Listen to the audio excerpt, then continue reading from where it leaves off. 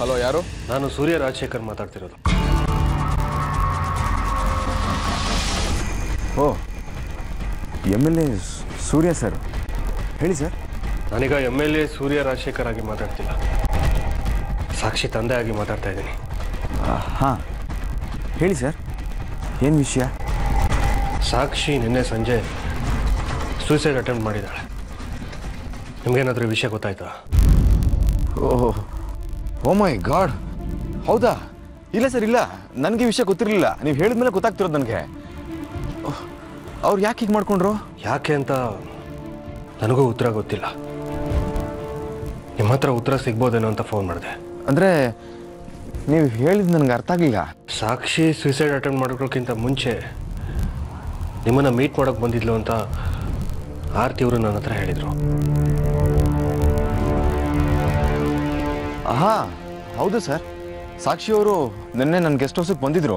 But ಅವ್ರು ಬಂದು ಸ್ವಲ್ಪ ಹೊತ್ತಿಗೆ ಆರ್ತಿ ಮತ್ತು ಅವ್ರ ಮಗ ಆದಿತ್ಯ ಕೂಡ ಬಂದಿದ್ರು. ಸಾಕ್ಷಿ ಇನ್ನೂ ಮನೆಗೆ ಬಂದಿಲ್ಲ ಅಂತ ಹೇಳಿದ್ರು. ನಾನೆಲ್ಲೋ ಯಾವುದೋ ಫ್ರೆಂಡ್ ಮನೆಗೆ ಹೋಗಿರಬೇಕು, ಲೇಟ್ ನೈಟ್ ಬರ್ತಾರೆ ಅಂತ ಅಂದ್ಕೊಂಡಿದ್ದೆ.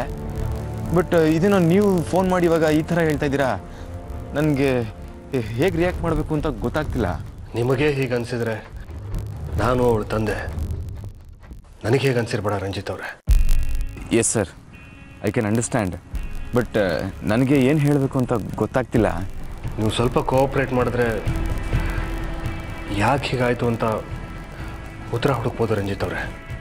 ಬೈ ಆಲ್ ಮೀನ್ಸ್ ಸರ್, ನೀವು ಕೇಳಿ ನನ್ನ ಕಡೆಯಿಂದ ಯಾವ ಥರದ ಕೋಆಪ್ರೇಷನ್ ಬೇಕು ಅಂತ ನಾನು ಮಾಡ್ತೀನಿ. Thank you. ನಾವು ಸಾಕ್ಷಿಗೆ ಒಬ್ಬ ಹುಡುಗನ ನೋಡಿದ್ವಿ. ಅವಳು ಆ ಹುಡುಗನ ನೋಡಿ ಮದುವೆಗೆ ಒಪ್ಕೊಂಡಿದ್ಲು. ಇದಾದಮೇಲೆ ನಾನು ಬೇರೆ ಯಾರನ್ನ ಲವ್ ಮಾಡ್ತಿದ್ದೀನಿ ಅಂಥೇಳಿ ನಾವು ನೋಡಿದ ಹುಡುಗನ ರಿಜೆಕ್ಟ್ ಮಾಡಿಬಿಟ್ಲು.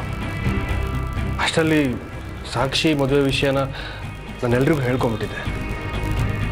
ಸಾಕ್ಷಿ ಮೇಲೆ ತುಂಬ ಕೋಪ ಬಂದ್ಬಿಟ್ಟಿತ್ತು.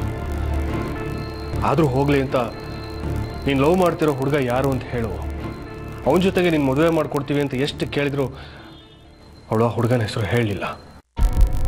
ನಿನ್ನೆ ನೀನು ಲವ್ ಮಾಡ್ತಿರೋ ಹುಡುಗ ಯಾರು ಅಂತ ಹೇಳಲೇಬೇಕು ಅಂತ ನಾವೆಲ್ಲರೂ ಒತ್ತಾಯ ಮಾಡಿದ್ವಿ. ಅವಳು ಸಂಜೆ ತನಕ ಟೈಮ್ ಕೊಡಿ, ಹೇಳ್ತೀನಿ ಅಂತ ಹೇಳಿ ಮನೆಯಿಂದ ಹೊರಟೋದ್ಲು. ಆಮೇಲೆ ನನಗೆ ವಿಷಯ ಗೊತ್ತಾಗಿತ್ತು, ಅವಳು ಸೂಸೈಡ್ ಅಟೆಂಡ್ ಮಾಡ್ಕೊಂಡಿದ್ದಾಳೆ ಅಂತ. I am really sorry sir. ಸಮಾಧಾನ ಮಾಡ್ಕೊಳ್ಳಿ ಪ್ಲೀಸ್. ಆದರೆ ಅವಳು ಸೂಸೈಡ್ ಅಟೆಂಡ್ ಮಾಡೋಕ್ಕಿಂತ ಮುಂಚೆ ನಿಮ್ಮ ಹತ್ರ ಬಂದು ಮಾತಾಡಿದ್ಲು ಅಂತ ಆರತಿ ಅವರು ನನಗೆ ಹೇಳಿದರು.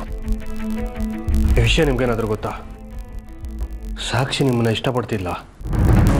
ಸಾಕ್ಷಿಯವರು ನನ್ನ ಇಷ್ಟಪಡ್ತಿದ್ದಾರೋ ಇಲ್ವೋ ಅಂತ ನನಗೆ ಸರಿಯಾಗಿ ಗೊತ್ತಿಲ್ಲ ಸರ್. ಅವ್ರು ನನ್ನ ಹತ್ರ ತುಂಬ ಫ್ರೆಂಡ್ಲಿ ಆಗಿದ್ದರು. ಅವ್ರು ನನಗೆ ಕಾಲ್ ಮಾಡ್ತಿದ್ರು, ನಾನು ಅವ್ರಿಗೆ ಕಾಲ್ ಮಾಡ್ತಿದ್ದೆ.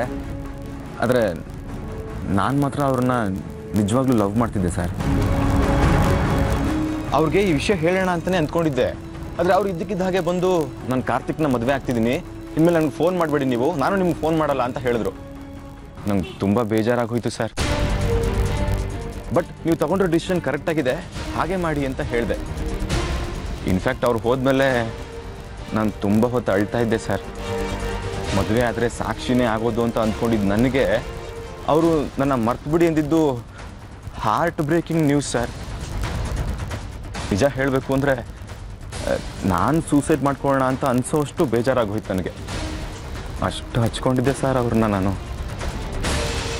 ಆದರೆ ಇವಾಗ ನೀವು ಹೇಳ್ತಾರೋದು ಕೇಳಿದ್ರೆ ನನಗೆ ಏನು ಹೇಳಬೇಕು ಅಂತಲೇ ಗೊತ್ತಾಗ್ತಿಲ್ಲ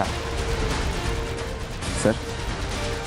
ಇವಾಗ ಸಾಕ್ಷಿ ಹೇಗಿದ್ದಾರೆ ಸರ್? ಪ್ರಾಣಕ್ಕೇನು ಅಪಾಯ ಇಲ್ಲ ಸರ್. ಸಾಕ್ಷಿಯವ್ರನ್ನ ನೋಡೋದಕ್ಕೆ ನಾನು ಬರಬಹುದಾ? ಈಗ ಬೇಡ ರಂಜಿತ್ ಅವರೇ. ಸಾಕ್ಷಿ ಈಗ ಆರ್ತಿಯವ್ರ ಮನೇಲಿದ್ದಾಳೆ. ಸ್ವಲ್ಪ ಚೇತರಿಸ್ಕೊಂಡ್ಮೇಲೆ ನಾನೇ ನಿಮಗೆ ಫೋನ್ ಮಾಡಿ ತಿಳಿಸ್ತೀನಿ. Okay sir. ನನಗೆ ಸಾಕ್ಷಿಯವ್ರ ಬಗ್ಗೆ ಎಷ್ಟು ಗೊತ್ತಿತ್ತೋ ಅಷ್ಟು ಹೇಳಿದ್ದೀನಿ. ಇಷ್ಟೇ ಸರ್ ನನಗೆ ಗೊತ್ತಿದ್ದು. ಥ್ಯಾಂಕ್ ಯು ರಂಜಿತ್ ಅವರೇ. ಬಾಯ್. Okay sir.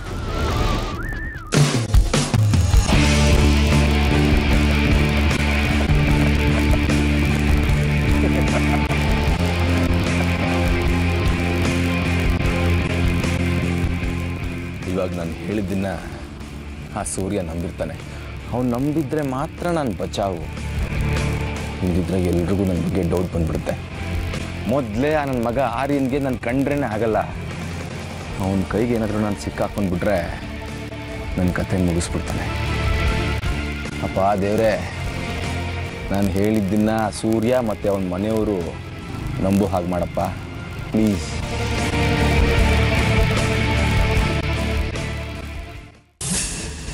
ರಂಜಿತ್ಗೂ ಸಾಕ್ಷಿ ಹೀಗೆ ಮಾಡ್ಕೊಳ್ಳೋದಕ್ಕೂ ಯಾವ ಸಂಬಂಧನೂ ಇಲ್ಲ ಅಂತ ನನಗೆ ಅನಿಸ್ತಾ ಇದೆಯಮ್ಮ. ಅವನು ಸಾಕ್ಷಿನ ಇಷ್ಟಪಡ್ತಿದ್ದಂತೆ, ಆದರೆ ಈ ವಿಷಯ ಹೇಳ್ಕೊಂಡಿರ್ಲಿಲ್ವಂತೆ.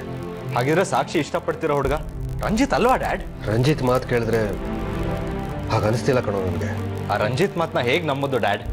ಅವನ ಮಾತಲ್ಲಿ ತುಂಬ ಸಿನ್ಸಿಯಾರಿಟಿ ಇತ್ತು ಆರ್ಯ.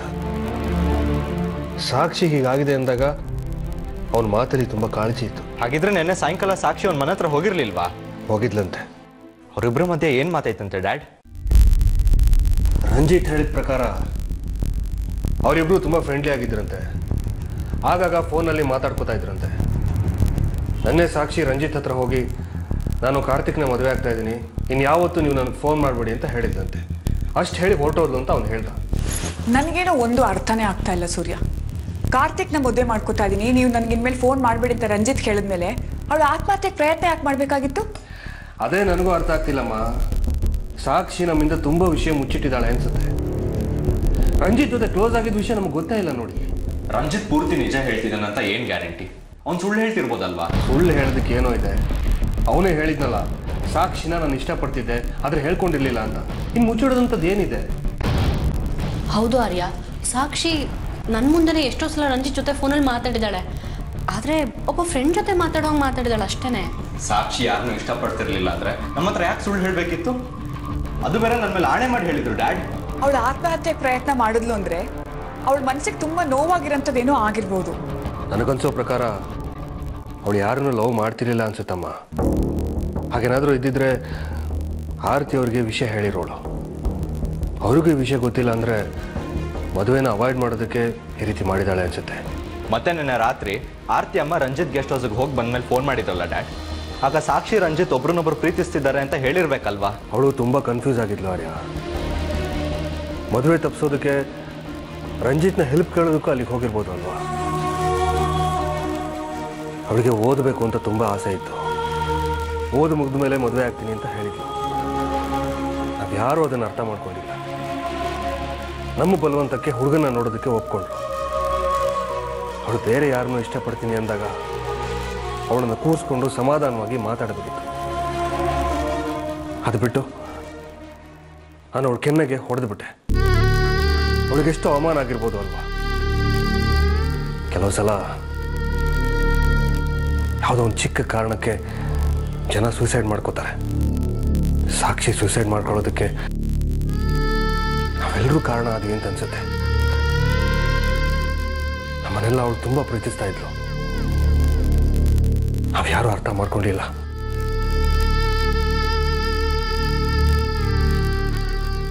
ಸಾರಿ ಡ್ಯಾಡ್, ಪ್ಲೀಸ್ ಸಮಾಧಾನ ಮಾಡ್ಕೊಳ್ಳಿ.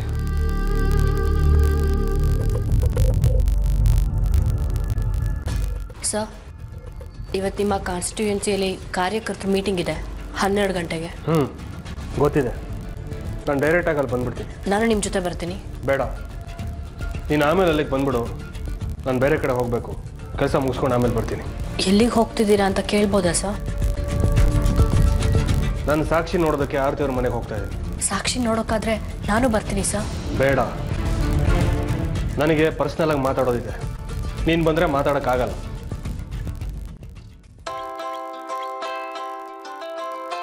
ಸಾಕ್ಷಿ ರೂಮ್ನಲ್ಲಿ ಫೋನ್ ರಿಂಗ್ ಆಗ್ತಿರ್ಬೇಕು, ಹೋಗಿ ನೋಡು.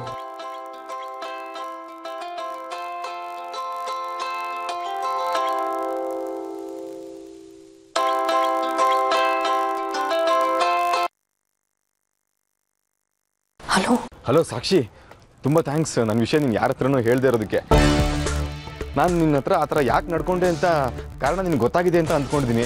ನೋಡು, ನಿನಗೆ ಹರ್ಟ್ ಆಗಲಿ ಅಂತನೋ ಅಥವಾ ನಿಂಗೆ ಅವಮಾನ ಮಾಡಬೇಕು ಅಂತನೋ ಆ ಥರ ಮಾಡಲಿಲ್ಲ ನಾನು. ನೀನೆಲ್ಲ ನನ್ನ ಕೈ ತಪ್ಪು ಹೋಗ್ಬಿಡ್ತೀವಿ ಅನ್ನೋ ಗಾಬರಿಲಿ ಆ ಥರ ಎಲ್ಲ ಮಾಡಿಬಿಟ್ಟೆ. ಸಾಕ್ಷಿ, ಮನಸ್ಸು ಇಟ್ಕೊಬೇಡ. ಐ ಲವ್ ಯು ಸಾಕ್ಷಿ. ನೀನು ಇಲ್ಲದೆ ನನ್ನ ಲೈಫ್ನ ಕಲ್ಪಿಸ್ಕೊಳ್ಳೋದಕ್ಕೂ ಕಷ್ಟ ಆಗ್ತಿದೆ ನನಗೆ. ನೋಡು ಪ್ಲೀಸ್ ನೀನು ಅದೇನಾಯ್ತು ಅಂದರೆ ನೀನು ಈ ಥರ ಸೂಸೈಡ್ ಮಾಡ್ಕೊಳಕ್ಕೆ ಹೋದೆ ಅಂತ ನಿಮ್ಮ ತಂದೆ ಫೋನ್ ಮಾಡಿ ಹೇಳಿದಾಗಲೇ ನಂಗೆ ಗೊತ್ತಾಗಿದ್ದು. ನಾನು ಎಷ್ಟು ಗಾಬರಿ ಆಗಿಬಿಟ್ಟೆ ಗೊತ್ತಾ. ಈ ಥರ ಆಗಿದ್ದನ್ನ ನೀನು ಯಾರ ಹತ್ರನೂ ಹೇಳಲ್ಲ ಅಂತ ಅಂದ್ಕೊಂಡಿದ್ದೀನಿ. ಪ್ಲೀಸ್ ಸಾಕ್ಷಿ, ಯಾರಿಗೂ ಹೇಳಕ್ಕೆ ಹೋಗ್ಬೇಡ. ಹಲೋ ರಂಜಿತ್, ನಾನು ಅರ್ಪಿತಾ ಮಾತಾಡ್ತಿದ್ದೀನಿ. ನೀವಾ? ನಾನು ಸಾಕ್ಷಿ ಅಂದ್ಕೊಂಡೆ. ಪ್ಲೀಸ್ ನಾನು ಹೇಳೋವರೆಗೂ ನೀವು ಈ ಫೋನಿಗೆ ಕಾಲ್ ಮಾಡಿಬಿಡಿ. ಸಾಕ್ಷಿ ಇವಾಗ ಮನೇಲಿಲ್ಲ, ಅವ್ರ ಅಮ್ಮನ ಮನೇಲಿದ್ದಾಳೆ. ಓಕೆ ಓಕೆ, ಸಾರಿ.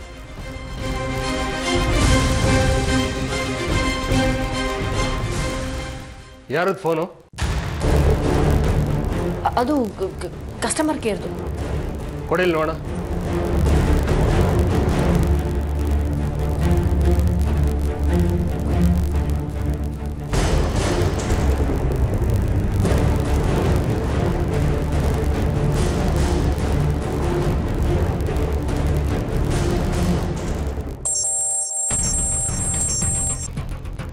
ಸರ್ ಹೇಳಿ ಸರ್.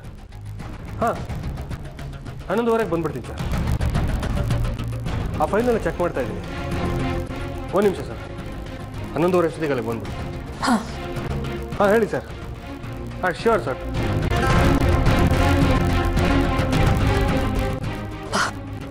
ಸತ್ಯ ಬಚಾವಾದೆ. ಸ್ವಲ್ಪ ಏಮಾರಿದು ಸಿಕ್ಕಾಕೊಂಡ್ಬಿಡ್ತಿದ್ದೆ.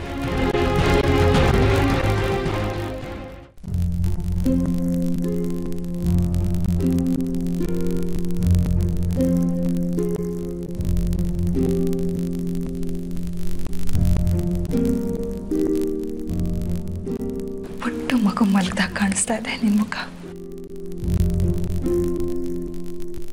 ಆದಿತ್ಯನ ಜೊತೆ ಆಟಾಡ್ತಿದ್ದ ಸಣ್ಣ ಸಾಕ್ಷಿನೇ ನೆನಪಾಗ್ತಾ ಇದೆ. ಯಾಕೆ ಈ ರೀತಿ ಎಲ್ಲ ಮಾಡ್ಕೊಳಕ್ ಹೋದೆ? ಆತ್ಮಹತ್ಯೆ ಮಾಡ್ಕೊಳ್ಳೋಂಥದ್ದು ಏನೇ ಆಗಿತ್ತು ನಿನಗೆ?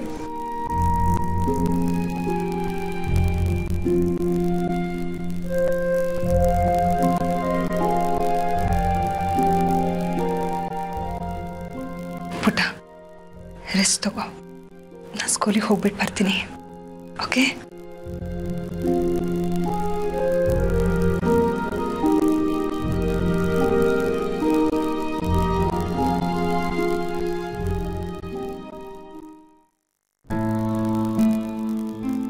ಆರ್ತಿ, ನಿನ್ನ ಮಗಳು ಎದ್ಲೇನೆ?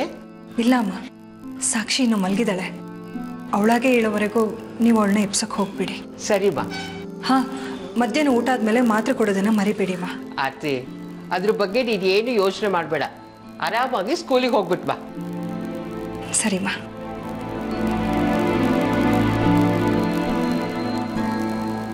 ಆದಿ, ನಾನು ಸ್ಕೂಲಿಗೆ ಡ್ರಾಪ್ ಮಾಡ್ತೀಯೋ ಅಥವಾ ನಾನು ಆಟೋದಲ್ಲಿ ಹೋಗ್ಲು? ಸರಿ, ಗಾಡಿ ತೆಗಿರ್ತೀನಿ ಬಾ. ಶೋಭಾ, ನಾ ಬರೋವರೆಗೂ ಸಾಕ್ಷಿ ನಿನ್ನ ಜವಾಬ್ದಾರಿ.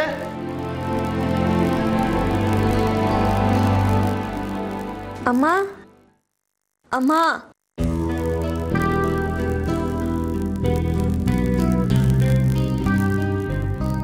ಸಾಕ್ಷಿ, ರಾತ್ರಿ ನಿದ್ದೆ ಚೆನ್ನಾಗಿ ಬಂತ ಪುಟ್ಟ? ಎಲ್ಲಿಗೆ ಹೊರಟ್ರಿ ನೀವು? ಸ್ಕೂಲಿಗೆ ಕಣೆ. ಸ್ಕೂಲ್ಗ?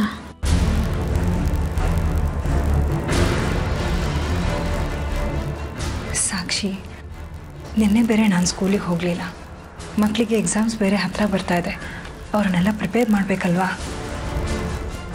ನೀನು ಹೋಗಿ ಫ್ರೆಶ್ ಆಗು, ನಿನಗೆ ತಿಂಡಿ ಕೊಟ್ಬಿಟ್ಟು ನಾನು ಹೊರಟೋಗ್ತೀನಿ. ನೋಡು, ನಿನಗೇನೇ ಬೇಕಾದರೂ ಅಜ್ಜಿ ಆದಿತ್ಯ ಎಲ್ಲರೂ ಇದ್ದಾರೆ, ಅವ್ರ ಹತ್ರ ಕೇಳು. ಸಂಜೆ ಬೇಗ ಮನೆಗೆ ಬಂದುಬಿಡ್ತೀನಿ. ಟೇಕ್ ಕೇರ್ ಪುಟ. ಅಮ್ಮ, ಮತ್ತೆ ನೀವು ಆ ಸ್ಕೂಲಿಗೆ ಹೋಗಬೇಡಿ. ಯಾಕೆ ಹೋಗಬಾರ್ದು? ನಿಜ ಹೇಳು ಸಾಕ್ಷಿ, ನಿನಗೂ ರಂಜಿತ್ಗೆ ಏನಾದರೂ ಜಗಳ ಆಗಿದೆಯಾ?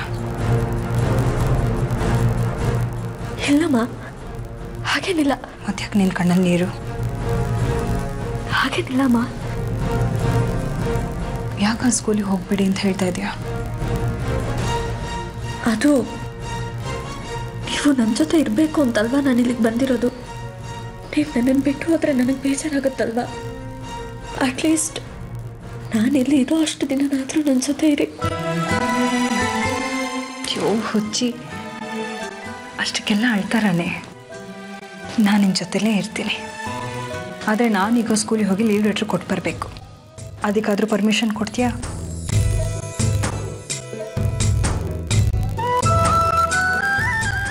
ನೀನು ಯಾಕೆ ಹೀಗೆ ಮಾಡಿಕೊಂಡೆ ಅಂತ ನಾನು ನಿನ್ನ ಬಲವಂತ ಮಾಡಿ ಕೇಳಲ್ಲ ಸಾಕ್ಷಿ. ನಿನ್ನ ಮನಸ್ಸಿಗೆ ನೋವು ಮಾಡೋಕ್ಕೆ ನನಗಿಷ್ಟ ಇಲ್ಲ.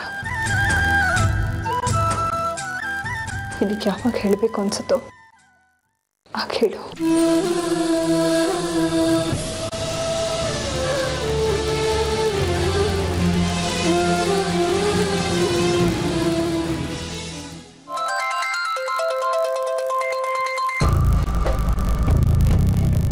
ನಮಸ್ಕಾರ ಆರ್ಯ.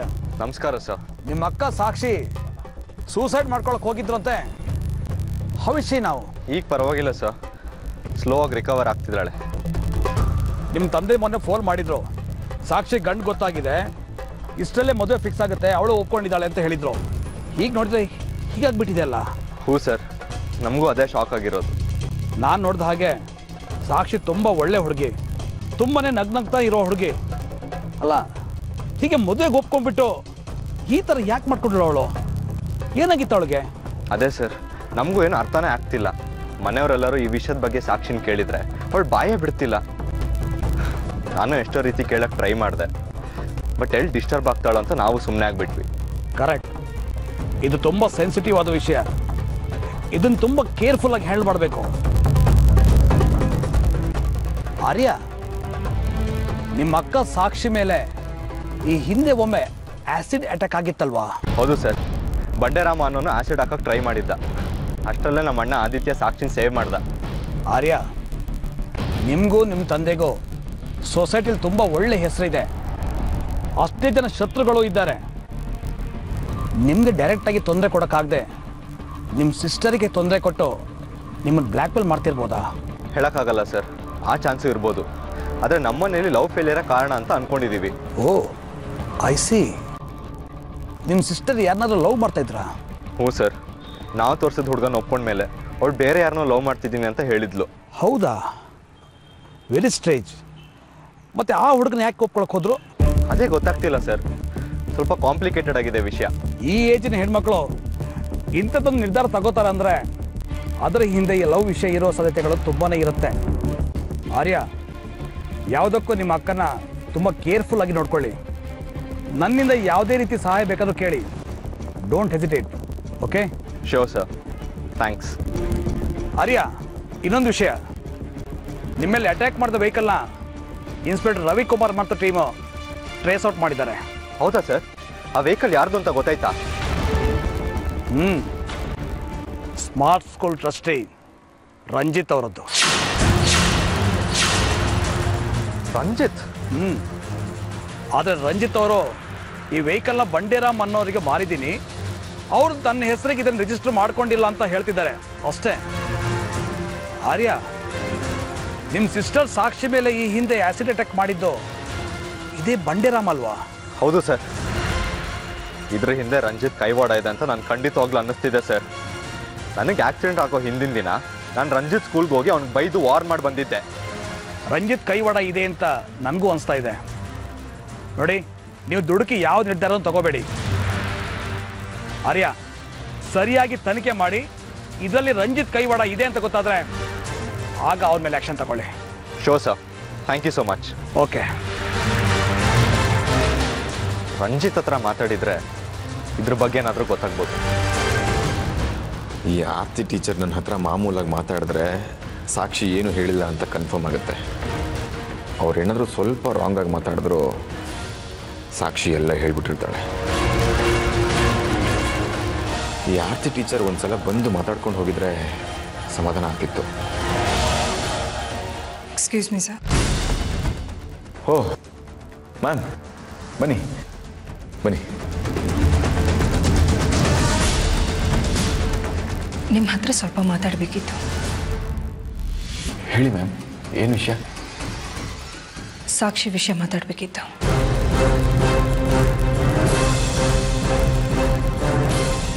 ಸಾಕ್ಷಿ ವಿಷಯನಾ? ಏನು ಮೊನ್ನೆ ಸಂಜೆ ಸಾಕ್ಷಿ ನಿಮ್ಮ ಹತ್ರ ಮಾತಾಡ್ಕೊಂಡು ಹೋದ್ಮೇಲೆ ಸೂಸೈಡ್ ಅಟೆಂಪ್ಟ್ ಮಾಡ್ಕೊಂಡಿದ್ದಾಳೆ.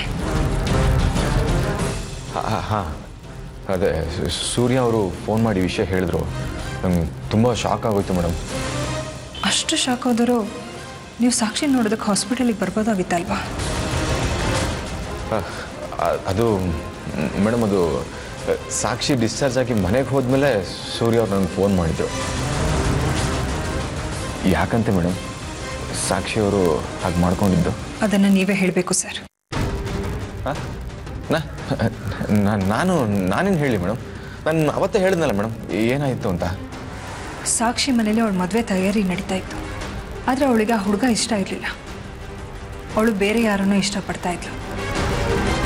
ಮನೇಲಿ ಯಾರು ಅಂತ ಕೇಳಿದಾಗ ಸಂಜೆ ಹೇಳ್ತೀನಿ ಅಂಥೇಳಿ ಮನೆ ಬಿಟ್ಟು ಹೊರಟೋದ್ಲು. ಆಗ ಡೈರೆಕ್ಟಾಗಿ ಬಂದಿರೋದೇ ನಿಮ್ಮ ಗೆಸ್ಟ್ ಹೌಸ್ಗೆ. ಅದಾದಮೇಲೆ ಅವಳು ಹಾಸ್ಪಿಟಲ್ ಇದ್ದಾಳೆ ಅಂತ ನಮಗೆ ವಿಷಯ ಗೊತ್ತಾಯಿತು. ಆದರೆ ಸಾಕ್ಷಿ ನಿಮ್ಮನ್ನೇ ಇಷ್ಟಪಡ್ತಿದ್ದಾಳೆ ಅಂತ ನನಗೆ ಚೆನ್ನಾಗಿ ಗೊತ್ತಿತ್ತು ರಂಜಿತ್. ಸಾಕ್ಷಿ ಅವಳು ಇಷ್ಟಪಡ್ತಿರೋ ಹುಡುಗನ ಮೀಟ್ ಮಾಡಿದ ಮೇಲೆ ಅವಳು ಸೂಸೈಡ್ ಅಟೆಂಪ್ಟ್ ಮಾಡ್ಕೊಳ್ಳೋಕೆ ಹೊರಟಿದ್ದಾಳೆ. ಅಂದರೆ ನಿಮ್ಮ ಮತ್ತು ಅವಳ ಮಧ್ಯ ಏನೋ ನಡೆದಿದೆ. ಅದೇನು ಅಂತ ಹೇಳಿದೆ ರಂಜಿತ್.